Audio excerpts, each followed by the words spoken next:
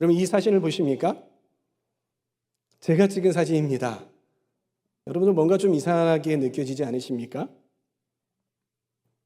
그렇죠? 좀 뭔가 이상하죠? 이 사진은요, 거꾸로 된 사진입니다. 사진을 거꾸로 찍어서 제가 거꾸로 일부러 뒤집어 놓은 사진이에요. 원래 이런 사진인데요. 제가 이 사진을 앞으로 이렇게 뒤집어 놨습니다. 제가 왜 이 사진을 이렇게 뒤집어 놨을까요? 어떤 의도를 가지고 뒤집어 놨을까요? 그 의도는 무엇이냐면 우리가 보고 있는 것이 아름답게 보이지만 그것이 진리가 아닐 수도 있다라는 거예요. 그래서 이렇게 뒤집어 놓으면 upside down 이렇게 해버리면 그 가운데 진리가 우리가 보일 수도 있겠다라는 그런 마음에 이 사진을 뒤집어 봤습니다. 여러분 이 지도가 보이십니까? 어떤 생각이 드십니까?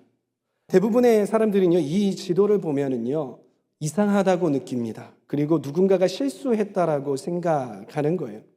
왜냐하면 보시다시피 우리가 늘 보던 지도의 모양이 아니라 뒤집혔기 때문인 것이에요. 저도 처음에 이 지도를 보면서 이 지도 뭐야? 라는 그런 생각을 가졌습니다. 그러나 여러분, 이 지도는요, 거꾸로 돌려놓은 것이 아니라 누군가가 실수해서 거꾸로 돌려놓은 것이 아니라 의도를 가지고 지도를 돌린 거예요. 왜 이 지도를 이렇게 의도적으로 거꾸로 돌려놓았을까요, 여러분? 그 이유는 제가 설교 중간에 설명해 드리도록 하겠습니다. 여러분들 이게 궁금하시면 설교를 끝까지 집중해서 들으셔야만 합니다. 이처럼 우리는 늘 보던 것, 늘 경험하던 것을 너무나도 당연스럽게 생각합니다. 그리고 그것들을 뒤집어 볼 생각들을 전혀 하지 않는다는 것이에요.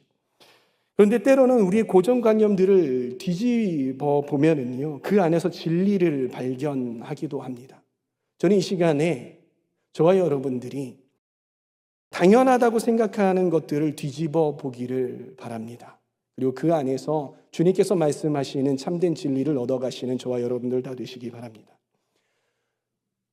로마에는 대표적인 4개의 식민지가 있었는데 그 중에 한 곳이 바로 빌립보라는 곳입니다. 그런데 이 빌립보는 좀 특이한 점이 하나가 있습니다. 그것은 무엇이냐면 빌립보에 살고 있는 사람들에게 로마는 시민권을 줬다라는 것이. 어떻게 그렇게 될 수 있었냐면요, 이 로마가 퇴역한 군인들을 이 빌립보에 보내는 것입니다. 그리고 경작을 할 수 있는 농경지를 주는 거예요.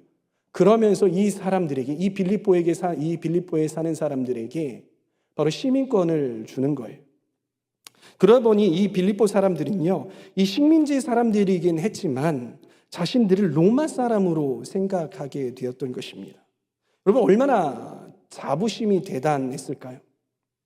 세계 최고의 나라의 시민권을 갖게 된 거잖아요. 여러분 우리나라 사람들 중에 극히 어떤 사람들, 극히 일부분의 어떤 사람들은요, 임신을 하잖아요. 그 여자가 미국으로 간답니다. 그래서 미국에서 시간을 보내다가 미국에서 아이를 낳는데요. 왜요? 미국의 시민권을 갖게 하기 위해서. 그만큼 강대국의 시민권을 갖는 것은요, 굉장히 큰 이득, 즉 어드밴티지가 있는 거예요. 이 로마 사람들도 그거에 대한 큰 자부심을 가지고 있었던 거예요. 당시 로마는요, 공식적으로 황제는 신이다. 그러니까 너희들은 황제를 신으로 섬겨야 한다라는 공식적인 입장 표명을 하지 않았다고 합니다. 그런데 이 빌립보 사람들은 이 황제를 보고요, 신이라고 생각하고 신처럼 떠받들었다고 해요. 자발적으로 그 당시 황제였던 옥타비아누스 황제를 신으로 생각하고 황제의 숭배를 했던 것이에요. 여러분 왜 그랬을까요? 그 이유는 옥타비아누스 황제가 그 당시 사람들이 신에게 기대하는 것들을 베풀어 주었기 때문인 거예요.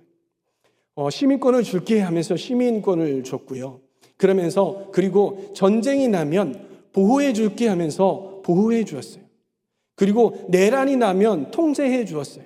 그리고 식량을 공급해 주었어요. 어떤 때요? 기근이 났을 때 식량을 공급해 주었던 거예요.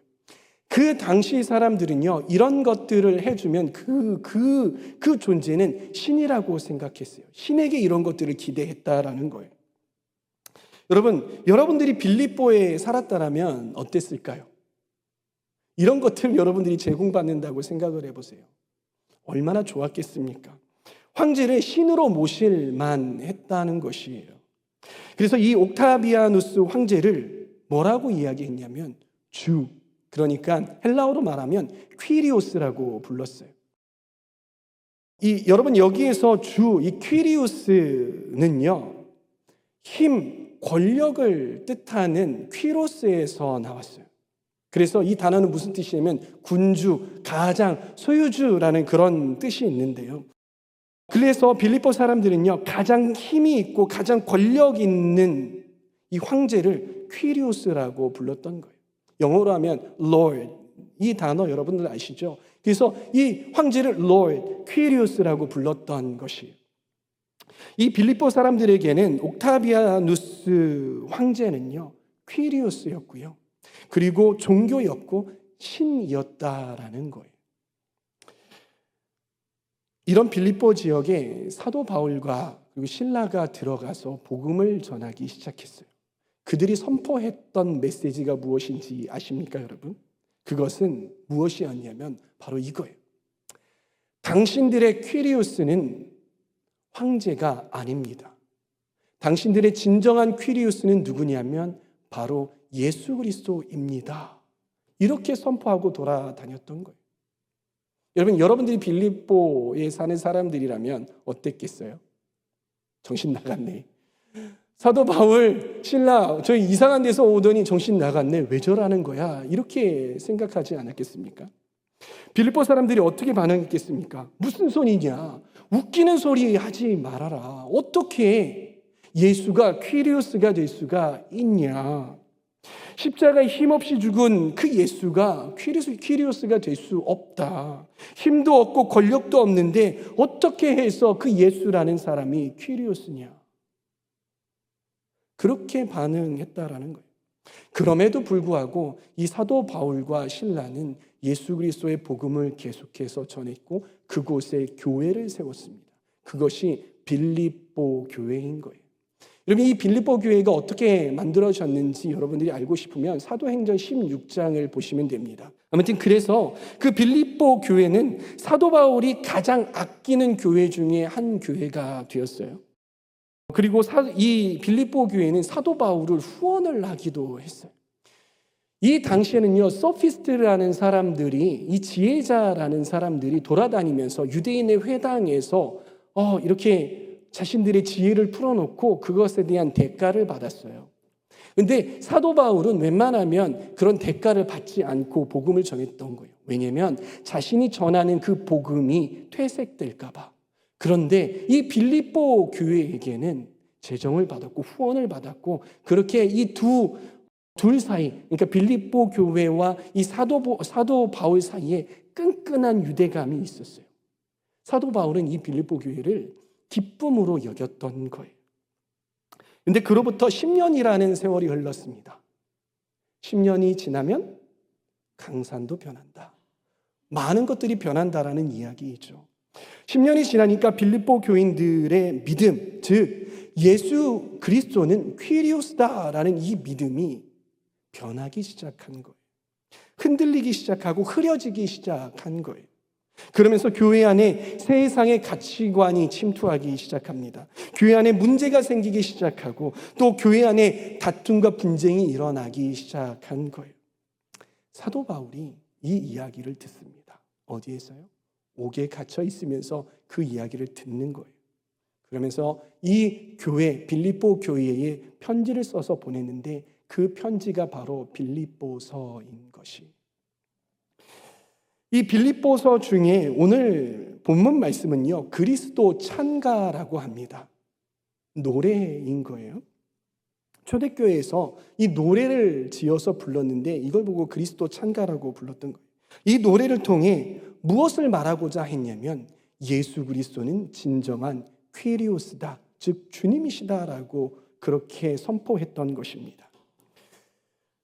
사랑하는 청년 여러분, 세상의 퀴리오스는 어떤 사람들입니까? 세상의 퀴리오스는 아래에 있는 사람들 위해서 군림하는 사람입니다. 그러기 위해서 자신은 더 높은 자리로 올라가려고 하죠. 휘황찬란하게 자신의 자리를 포장합니다. 자신이 앉은 그 보좌라고 하나요? 앉은 그 자리를요, 금으로 만들기도 하고요. 자신의 자리를 정말 휘황찬란하게 의전하고 그렇게 하면서 자신의 자리를 그렇게 포장을 한다라는 거예요. 그래야 사람들이 자신을 우러러 보게 되는 거고요. 그래야 사람들이 자신을 위해 세금을 내놓고 그리고 노동력을 바치고 그리고 숭배하기 때문인 거예요. 세상의 키리오스들은 이렇게 백성들을 착취하며 고생하게 하고요. 그리고 그들로 자신을 섬기게 만들었다라는 것이, 이것이 세상의 가치관이었고 그리고 이것이 세상의 퀴리오스가 하는 일이었습니다. 그러나 예수님은 그렇게 하지 않으셨다라는 거예요. 여러분, 이걸 한번 볼게요. 오늘 우리가 읽은 말씀 본문을 한번 이렇게 정리를 해보면 이렇습니다. 예수 그리스도는 어땠냐면, 첫 번째, 스스로 신의 옷을 벗습니다. 그리고 종의 모습으로 백성들을 섬깁니다. 그리고 십자가에 못 박혀 죽기까지 합니다. 그리고 예수님은, 하나님께서 다시 예수님을 높여주십니다.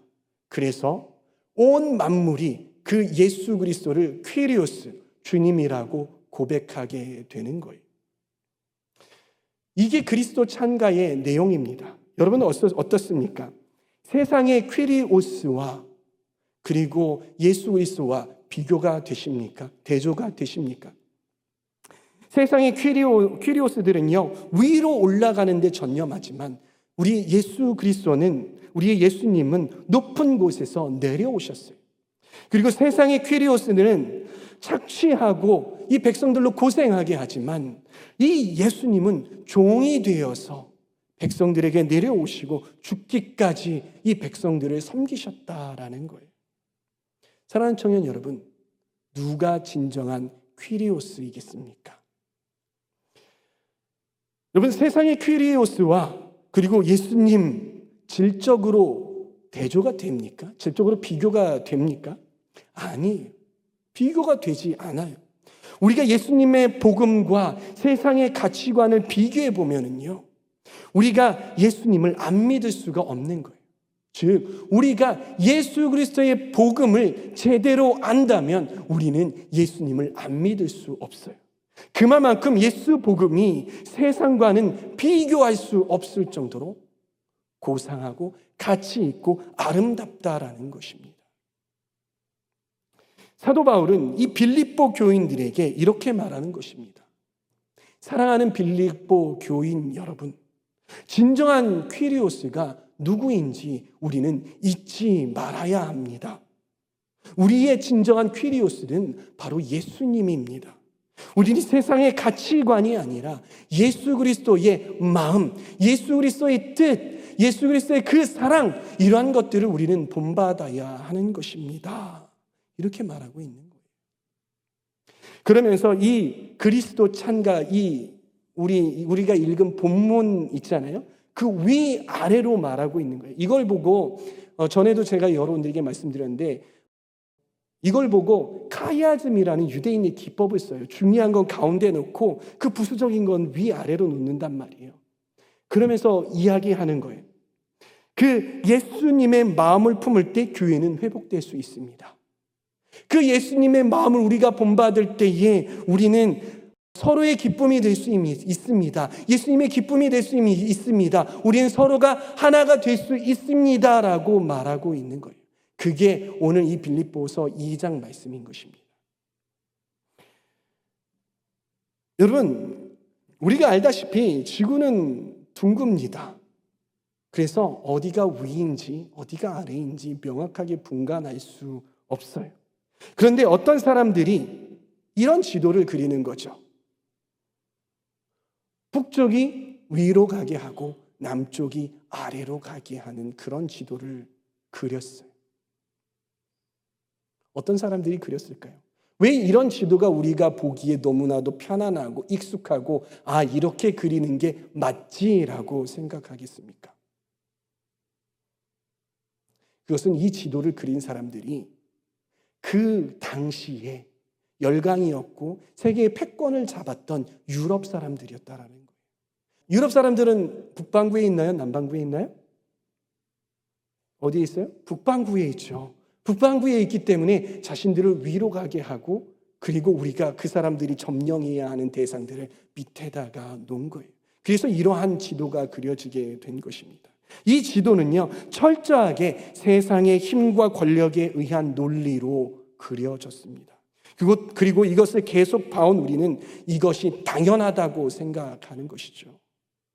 우리는 알게 모르게 이러한 세상의 가치관에 빠져 있고 녹아져 있는 것입니다. 그러다 보니까 이 시대를 살고 있는 우리들도 남들보다 더 높이 올라가려고 자꾸 노력하는 거예요. 남들보다 더 많이 가지려고 노력하는 거예요. 남들보다 더 큰 권력을 가지려고 노력하는 거예요. 그래서 남들 밑에서 남을 섬기는 것이 아니라 남들 위에서 군림하려고 하는 것이죠. 저는 교회 다니는 사람들도 빌립보 교회가 그랬듯이 이 말에 예외가 될 수 없다고 생각합니다.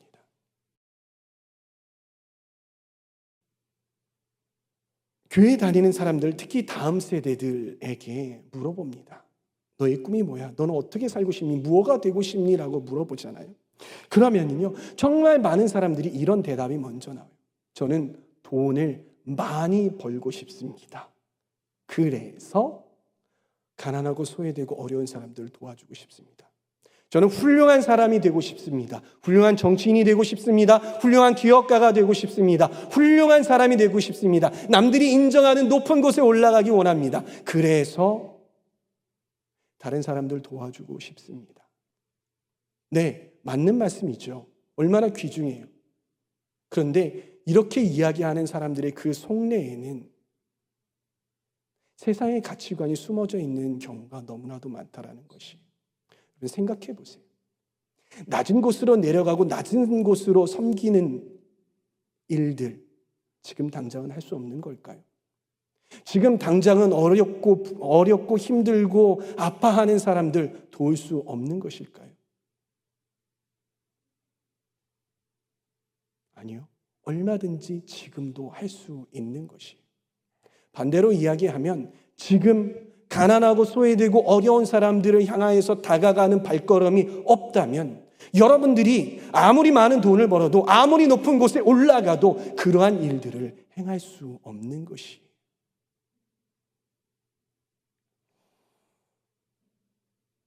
예수님께서는 이렇게 말씀하지 않으셨단 말입니다. 예수님은 기존의 지도에서 적당히 타협하면서 기존의 어떠한 이러한 세상적인 질서 안에서 적당히 타협하면서 살아가라라고 말하고 계시지 않습니다. 예수님께서는 이 지도를 우리 머릿속에 가지고 있는 이 지도를 완전히 뒤집어 버리기를 원하시는 거예요. 이렇게요. 이 지도를 만든 사람의 의도는 무엇이냐면 그런 그런 세상의 가치관이 틀렸다라고 말해주고 있는 거예요. 돈과 권력으로 군림하고 지배하는 가치관, 이 세상적인 가치관이 틀렸다라고 말해주고 있는 것입니다. 그리고 그런 가치관에 나는 굴복하지 않겠다라고 말해주고 있는 것이고, 그리고 그런 가치관을 나는 거부하겠다라고 말해주고 있는 것이. 그래서 이 지도를 그리게 된 것입니다. 저는 저와 여러분들이 우리 머릿속에 있는 지도가 완전히 뒤바뀌기를 소원합니다. 완전히 뒤집히기를 소원합니다. 그리고 예수님의 마음을 본받는 사람들이 되기를 축복합니다. 사랑하는 청년 여러분, 예수님께서 뭐라고 말씀하셨습니까? 마태복음 20장 28절, 인자는 섬김을 받으러 온 것이 아니라 섬기려 왔으며 많은 사람을 위하여 자기 목숨을 몸값으로 치러주러 왔다. 심령이 가난한 자, 애통한 자, 온유한 자, 의에 줄이고 목마른 자, 긍휼히 여기는 자, 마음이 청결한 자, 화평하게 하는 자, 의를 위하여서 박해받은 자. 그러면 이런 사람들이 어떤 사람입니까? 이런 사람들은요, 어떤 기득권을 가지고 있는 사람들이 아니라, 강자인 사람이 아니라 오히려 약자들이죠. 힘든 사람들이죠. 가난한 사람들이죠. 이런 사람들에게 예수님은 뭐라고 말씀하고 계시나요? 예수님께서는 이런 사람들이, 이런 약자들이 복이 있다라고 말씀하시는 거예요. 또 보겠습니다. 마태복음 18장 4절. 그러므로 누구든지 이 어린 아이와 같이 자기를 낮추는 사람이 하늘나라에서는 가장 큰 사람이다. 아멘. 마가복음 9장 35절은 뭐라고 말합니까? 누구든지 첫째가 되고자 하면 그는 모든 사람의 꼴찌가 되어서 모든 사람을 섬겨야 된다라고 말씀하고 계시는 거예요. 이 예수님의 말씀은 세상의 가치관과 정반대인 것입니다. 세상의 가치관을 뒤집어 버리는 것이죠. 사랑하는 청년 여러분, 여러분들에게는 이 가치관이 있으십니까? 여러분들에게는 이 예수님의 마음이 있으십니까? 저는 저와 여러분들이 이 예수 그리스도의 마음을 갖기를 소원합니다. 이 예수 그리스도의 마음으로 충만해지기를 소원합니다. 제가 신학대학원 생 때였어요. 여러분, 신학대학원에 가면은요, 이 목회자들에 대한 이 고정관념이 상당히 무너져 내립니다. 목회자에 대해서 여러분 어떻게 생각하시는지 모르겠어요. 저는 어떻게 생각했냐면, 목회자가 되면 뭔가 맨날 이렇게 정장 입고 다니잖아요. 깔끔하게. 좀 멋있어 보이고 뭔가 있어 보이잖아요. 막 성도님들이 목사님 하니까 뭔가 높아 보이잖아요. 미안하게도요, 정말 좀 부끄럽게도요, 그런 마음을 가졌던 것 같아요. 근데 신학대학원에 가니까 목회자들의 그 실상을 제가 깨닫게 되는 거예요. 목회자의 실상은 그렇지 않았어요. 낮아져야 하고요. 때로는 비참해지기도 해야 돼요. 재정이 풍족하지 못하니까 자발적인 어떠한 그러한 자발적인 어떤 궁핍에 있어야 되는 게 목회자의 모습이잖아요. 가장 밑바닥에서 섬겨야 되는 게 목회자의 모습이었던 거예요.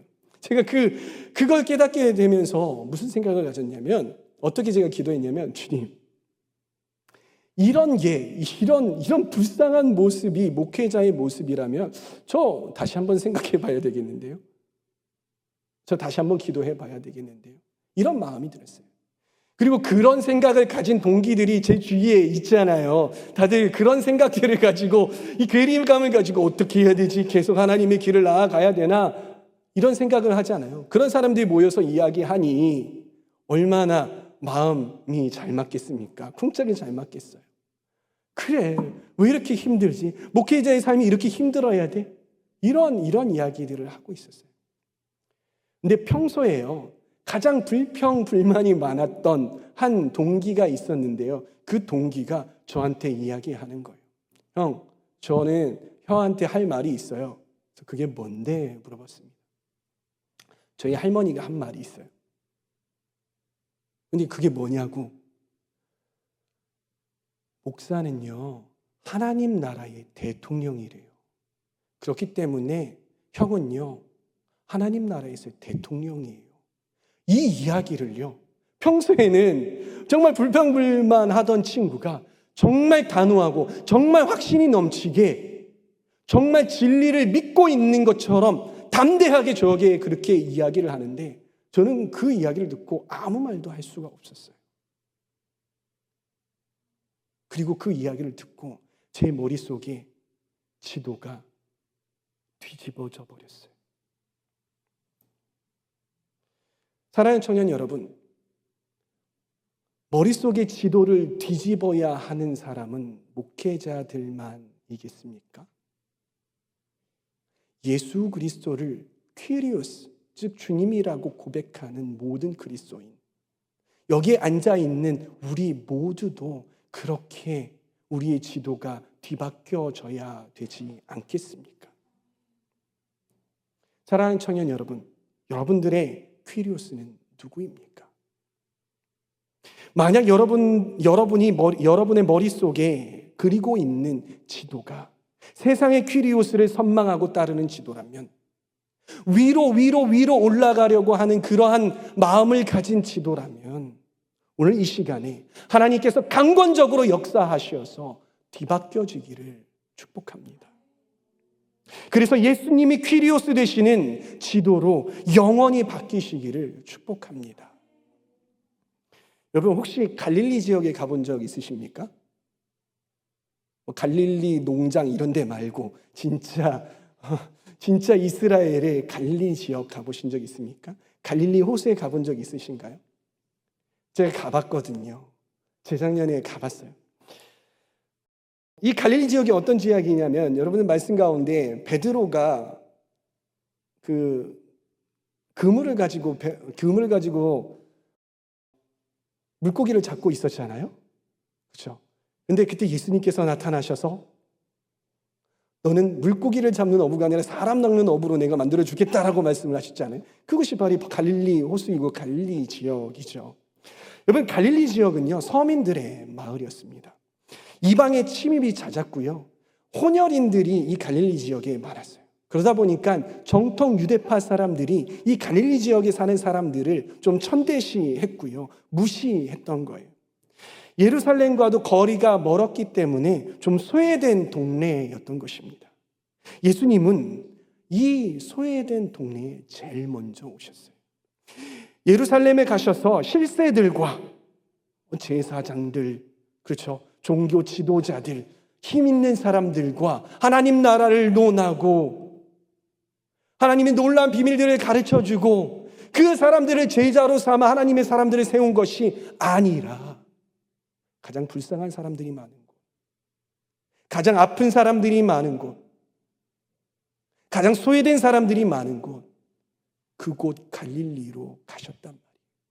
그들과 삶을 나누시고 그들을 고쳐주시고 또 그들에게 말씀을 전하시고 또 그들을 하나님의 제자로, 예수 그리스도의 제자로 삼아 그렇게 세워주셨다라는 거예요.